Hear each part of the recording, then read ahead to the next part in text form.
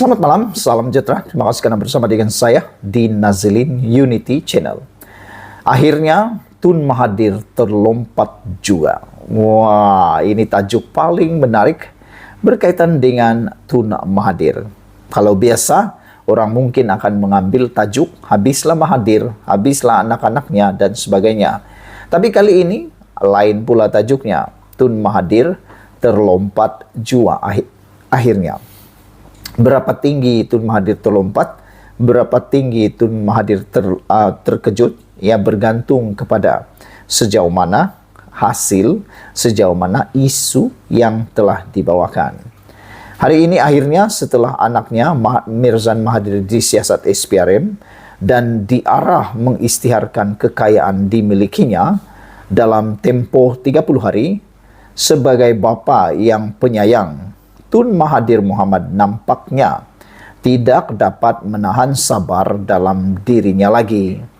Kali ini tanpa mengambil masa yang lama, beliau terlihatnya begitu cepat melompat untuk mempertahankan anaknya yang dalam kesusahan itu.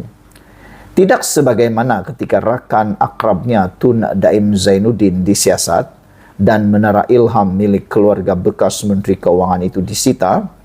SPRM sebelum ini, beliau waktu itu hanya menyindir kerajaan agar semua tun yang juga perlu disiasat kekayaan mereka. Begitu juga dengan beberapa yang lain yang diambil tindakan oleh SPRM. Tun Mahathir sekedar mengecam dan mengeluarkan kenyataan media saja. Tetapi bila anaknya sendiri disiasat dan diarah mengisytiharkan kekayaan dimilikinya, bekas Perdana Menteri itu nyata tidak dapat menahan diri untuk segera melompat. Sebelum ini, yaitu hanya semalam, beliau menemplak SPRM yang menyasat anaknya sambil mendakwa Badan Pencegah Rasuah itu turut mengugut mahu memenjarakan anak lelaki sulungnya itu selama 5 tahun. Dengan itu, beliau mendakwa SPRM telah dipergunakan untuk melakukan kezaliman kepada musuh politik mereka yang sedang berkuasa di Putrajaya. Nampaknya, mengeluarkan kenyataan media saja masih dianggap tidak memadai dalam mendepani anaknya yang disiasat SPRM itu. Untuk itu, kali ini, Tun Mahathir akan mengadakan sidang media khas pada Isnin depan, yaitu 22 Januari 2024. Sidang media khas yang akan diadakan di Yayasan Kepimpinan Perdana Putrajaya dilaporkan khusus berkenan siasatan SPRM terhadap Mirzan. Apakah intipati sidang media khas Tun Mahathir itu nanti? Apakah ada sesuatu yang mengejutkan bakal didedahkannya sebagai serangan terhadap kerajaan khususnya Anwar Ibrahim? Yang pasti dengan mengadakan sidang media khas Isnin nanti, Tun Mahathir kini benar-benar dalam mode perang terhadap Anwar di sebalik usianya yang makin menua dan tenaga pun tidak lagi secergas dahulu. Tidak mustahil, beliau juga pastinya akan mula mengumpul semua musuh-musuh politik Anwar, tidak terkecuali blok pembangkang PN, untuk memantapkan lagi keberkesanan perang terhadap Anwar itu. Seorang rakan yang rajin memerhati gerak politik Tun Mahathir berkata, jangan terkejut jika selepas ini bekas Perdana Menteri 2 kali itu tiba-tiba mengunjungi Najib Razak di mahkamah sebagaimana dilakukannya kepada Anwar pada tahun 2016 dahulu.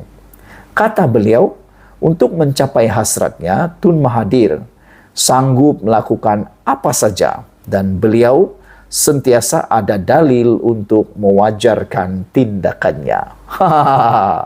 Jadi saudara-saudara sekalian, benarkah Tun Mahathir akan membuat tindakan yang di luar pemikiran manusia waras seperti kita, yang tidak terdesak? Adakah benar seperti rakan kepada Sabudin ini kata, jangan terkejut kalau tiba-tiba Tun Mahathir akan mengunjungi Najib di mahkamah sebagaimana dilakukannya kepada Anwar pada tahun 2016 dahulu. Kata kawannya lagi, untuk mencapai hasratnya, Tun Mahathir sanggup melakukan apa saja dan beliau sentiasa ada dalil untuk mewajarkan tindakannya. Sekian dulu untuk kali ini. Jangan lupa tinggalkan komen Anda, tekan butang subscribe. Malaysia kita punya, kita juga sama-sama cintai Malaysiaku. Bye-bye. Selamat malam, salam sejahtera. Terima kasih karena bersama dengan saya di Nazilin Unity Channel. Isu yang paling hangat di Malaysia hari ini ialah apabila SPRM telah pun menyerbu rumah bergelar Tan Sri dan rakan rapat Tun Daim pula diserbu SPRM.